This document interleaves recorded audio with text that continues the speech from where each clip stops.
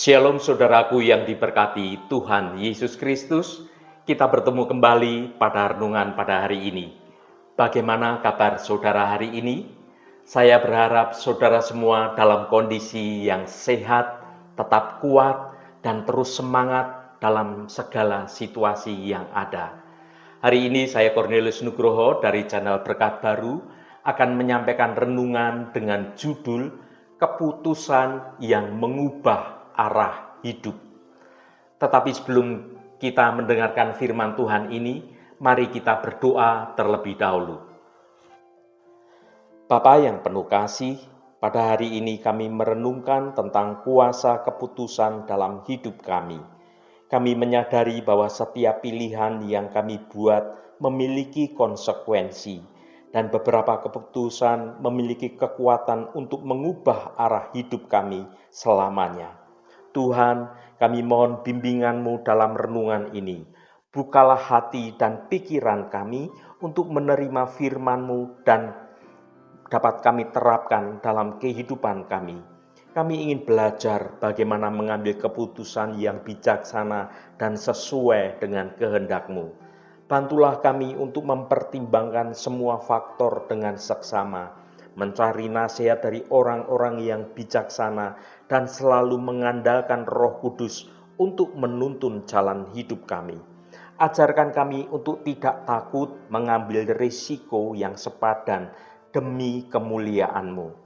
Tuhan, kami percaya bahwa Engkau memiliki rencana yang indah dalam hidup kami.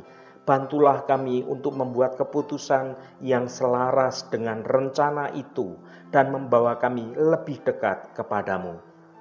Terima kasih Tuhan, dalam nama Tuhan Yesus Kristus kami naikkan doa ini ke hadirat-Mu. Haleluya, amin. Saudaraku yang terkasih, dalam setiap aspek kehidupan kita ini, seringkali kita dihadapkan pada banyak pilihan. Dan seringkali hal ini tidak mudah dalam kita mengambil keputusan atau pilihan yang tepat.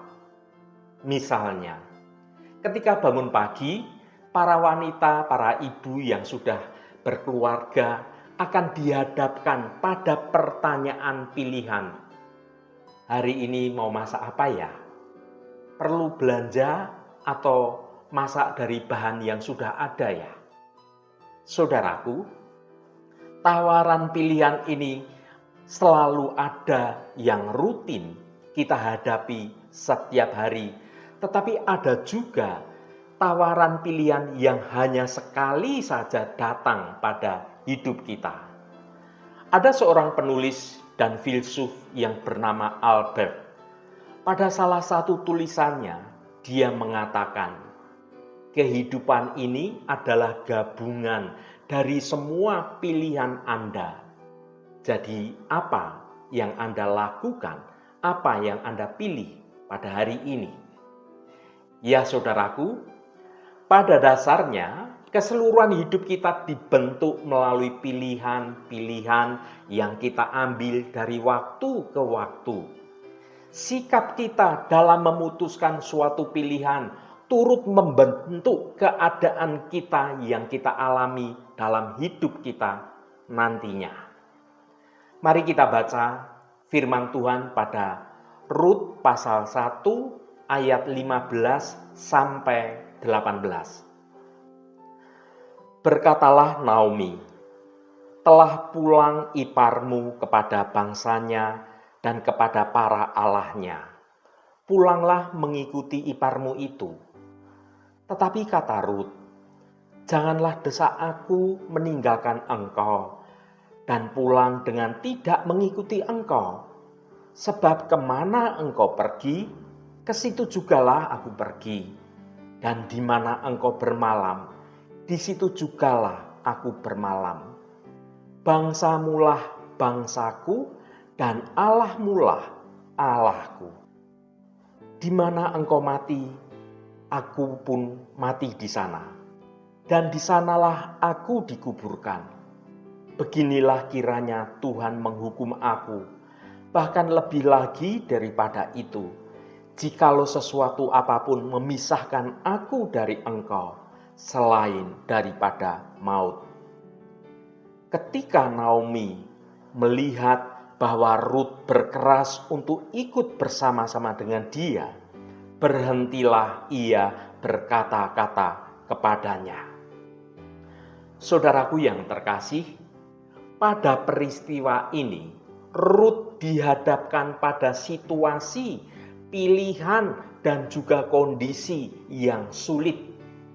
Dihadapkan pada sesuatu keputusan yang harus dia ambil, keputusan yang tidak mudah, antara kembali ke daerahnya atau tetap mengikuti dan tinggal bersama mertuanya di daerah yang asing bagi Rut. Mertuanya Naomi meminta Rut dan Orpa iparnya kembali ke rumah orang tua mereka karena suami mereka masing-masing telah meninggal dunia, sedangkan mereka masih muda. Ini adalah pilihan yang paling masuk akal, pilihan kembali ke daerahnya. Mereka dapat bertemu dengan keluarganya kembali dan bisa memulai kehidupan baru di daerah yang sudah mereka kenal dengan baik, yaitu kampung halamannya. Di kampung halamannya, mereka masih dapat menemukan pria yang mau menikahi. Rut dan Orpa pada awalnya menolak usulan dari Naomi. Namun Naomi mendesak mereka berdua terus-menerus untuk pulang ke kampung halamannya. Karena tidak ada alasan bagi Orpa dan Rut untuk tetap bersama dengan Naomi pergi ke negeri asing, ke kampung halamannya Naomi. Kampung halamannya Naomi adalah daerah yang asing bagi Rut dan Orpa. Daerahnya Naomi, Rut dan Orpa tidak memiliki orang-orang yang mereka kenal. Dan di tanah itu, Naomi sudah tidak punya apa-apa. Akhirnya, Orpa pamit meninggalkan Naomi dan kembali ke kampung halamannya, bertemu dengan keluarga Orpa dan orang-orang yang dikenal oleh Orpa sejak kecil. Namun tidak demikian dengan Rut. Rut ini memutuskan untuk tetap menyertai dan tinggal bersama Naomi, mertuanya itu. Ia bahkan rela meninggalkan bangsanya dan ikut menyembah Allah yang disembah oleh Naomi. Sungguh sebuah keputusan yang tidak main-main, sebuah keputusan yang sulit sekaligus juga sebuah keputusan yang sangat berani. Saudaraku, melalui keputusan itu Tuhan mengubah dan mengarahkan jalan hidup Rut sampai akhirnya Rut bertemu dan menikah dengan seorang pengusaha kaya yang bernama Boas. Dan meskipun Rut di daerah Naomi adalah perempuan asing, Tuhan memakai keturunan Rut dalam karya penyelamatannya, yaitu sebagai leluhur Yesus Kristus. Saudaraku yang dikasihi Tuhan, meskipun pilihannya sulit, namun dengan berani dan didasari rasa kasih dan setia pada mertuanya, Rut telah mengambil suatu keputusan yang tepat sehingga pilihannya itu mengubahkan hidupnya secara keseluruhan. Bagaimana dengan kita? Saat berhadapan pada pilihan yang sulit dan kita harus mengambil keputusan yang penting, apakah kita mengambil keputusan berdasarkan logika, daya pikir kita, kemampuan kita, insting kita saja? Atau kita berdoa menyertakan Tuhan untuk turut serta menuntun Anda semua dalam mengambil keputusan tersebut? Saudaraku, dalam situasi yang seperti inilah saatnya engkau melibatkan Tuhan dalam hidupmu. Jangan andalkan kepandaianmu, jangan andalkan hikmat dan analisamu. tetapi libatkan Tuhan dan mintalah hikmat Tuhan agar kita dimampukan untuk memilih dengan arif dan benar. Kiranya kita tidak tergoda untuk memilih jalan yang serba nyaman, tetapi jalan yang meskipun tampak sulit, namun jalan itu selaras dengan kehendak Tuhan. Saudaraku, mengapa kita harus melibatkan Tuhan supaya keputusan kita selaras dengan rancangan Tuhan? Mari kita baca firman Tuhan pada Yeremia pasal 29 ayat 11. Sebab aku ini mengetahui rancangan-rancangan apa yang ada padaku mengenai kamu. Demikianlah firman Tuhan, yaitu rancangan damai sejahtera dan bukan rancangan kecelakaan, untuk memberikan kepadamu hari depan yang penuh harapan. Saudaraku, di tengah hiruk-pikuk kehidupan kita dihadapkan dengan berbagai macam pilihan dan keputusan. Di sanalah keraguan dan kebingungan kerap kali muncul dan kita bertanya-tanya, jalan mana yang benar? Keputusan apa yang terbaik? Namun dalam Yeremia pasal 29 ayat 11 menjadi pengingat yang indah bahwa kita itu tidak sendirian dalam menjalani pergumulan hidup ini. Tuhan, Sang Pencipta dan Sang Pengatur seluruh alam raya ini memiliki suatu rancangan yang indah bagi kita semua. Saudaraku, ternyata Tuhan sudah menetapkan rencana yang luar biasa bagi setiap orang. Bahkan dalam Mazmur dijelaskan bahwa sejak dari kandungan ibu, kita ini ditenun dari hari-hari yang akan kita lewati telah dipersiapkan semuanya. Rencana Tuhan adalah indah dan penuh damai sejahtera. Namun yang menjadi persoalan dan menimbulkan pertanyaan adalah mengapa manusia sering melenceng dari rencana Allah? Mengapa manusia sering salah dalam memilih jalan hidupnya? Saudaraku, rencana Tuhan bukan hanya untuk dinanti, tetapi untuk dicapai. Dan untuk mencapai rencana Tuhan itu harus dilakukan dengan menempuh jalan ketaatan kepada firman Tuhan. Jika saudara mau mencapai rencana Tuhan yang besar, yang indah, dan yang dahsyat, yang luar biasa itu terjadi dalam hidup Anda, maka engkau harus mau menyerahkan dirimu dipimpin oleh Tuhan. Engkau harus hidup dalam kebenaran dan tunduk pada perintah Tuhan. Engkau harus menjadi pelaku-pelaku kebenaran firman Tuhan dalam hidup kita sehari-hari. Saudaraku yang diberkati Tuhan, inilah problem dan titik persoalannya. Mengapa seringkali orang percaya salah pilih jalan yang harus ditempuh? Hal ini dikarenakan ada banyak orang ingin mencapai rencana Tuhan, namun menolak untuk dipimpin oleh Tuhan. Dia maunya menikmati rancangan Tuhan, tapi dia hidup menurut gaya hidupnya, menurut pikirannya sendiri. Dia tidak mau taat akan kebenaran Tuhan. Kebanyakan manusia itu cenderung memilih berjalan dalam jalan yang mudah, jalan yang lebar, jalan yang mulus. Tetapi jalan Tuhan itu sesak dan sempit. Mari kita baca Matius pasal 7 ayat 14. Karena sesaklah pintu dan sempitlah jalan yang menuju kepada kehidupan, dan sedikit orang yang mendapatinya.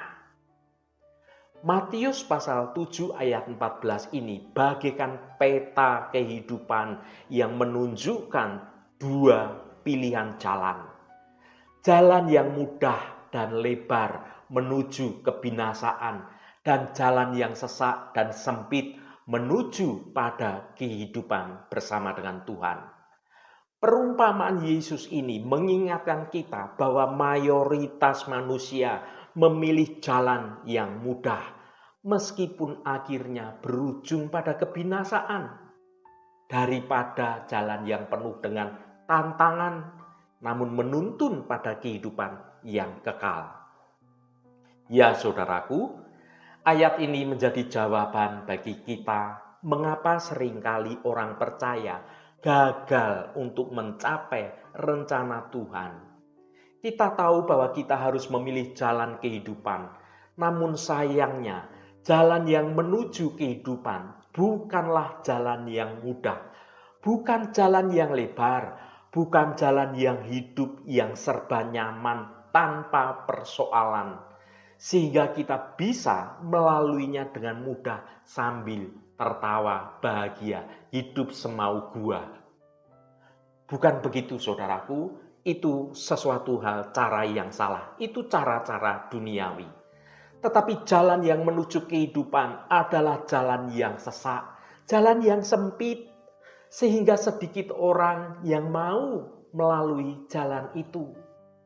Untuk melalui jalan kehidupan itu, dibutuhkan suatu kemauan yang sungguh-sungguh, dibutuhkan suatu ketertundukan pada perintah Tuhan, dibutuhkan ketaatan kepada Tuhan, dan dibutuhkan juga kesetiaan untuk terus mengikut Tuhan apapun kondisinya.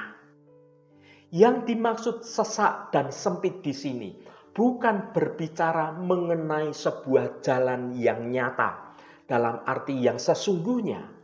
Namun jalan di sini berarti cara untuk menuju kehidupan itu sesak dan sempit, banyak rintangannya, banyak persoalannya.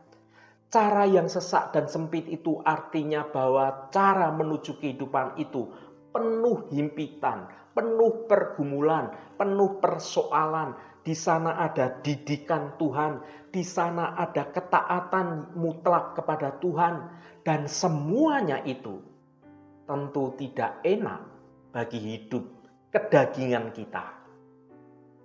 Saudaraku, contoh sederhananya adalah ketika kita disakiti atau dikecewakan oleh seseorang. Ketika kita disakiti oleh orang lain, maka jalan yang paling mudah adalah kita menjadi kecewa. Kita menjadi marah atau kita membalas menyakiti orang tersebut. Namun jalan kehidupan yang Tuhan mau bukan seperti itu. Jalan kehidupan ketika kita disakiti adalah mengampuni, bahkan berdoa dan memberkati orang yang menyakiti kita. Sesuatu yang sangat sulit dan sangat menyesakkan dada bagi daging kita. Dan kebanyakan orang gagal memahami bagaimana kita harus berjalan dalam jalan kehidupan ini. Ya saudaraku, itulah jalan kehidupan yang Tuhan mau, yang harus kita lalui. Tapi jangan khawatir saudaraku, kita tidak berjalan sendirian. Tuhan menuntun kita di jalan yang sempit dan sesak itu. Selalu sulit dan tidak mudah serta tidak mengenakkan bagi kedagingan kita. Tetapi bila itu mampu Anda lakukan, maka sebenarnya kita sedang meraih rencana Tuhan yang penuh kemenangan terjadi dalam hidup kita. Sebab rumus sederhananya adalah satu ketaatan sama dengan satu langkah maju menuju rencana Tuhan terjadi dalam hidup kita. Mari kita baca Lukas pasal 9 ayat 23. Katanya kepada mereka semua, setiap orang yang mau mengikut aku, ia harus menyangkal dirinya, memikul salibnya setiap hari dan mengikut aku. Jadi saudaraku, Untuk dapat mengikut Tuhan berarti berjalan dalam jalan kehidupan yang sesak dan sempit, di mana kita harus menyangkal diri dan memikul salib setiap hari. Salib bukan sesuatu hal yang enak. Salib adalah penderitaan. Inilah sebabnya mengapa banyak orang percaya seringkali salah pilih dalam kehidupannya, karena kebanyakan orang menghindari yang namanya kesulitan, rintangan, penderitaan dalam kebenaran Tuhan.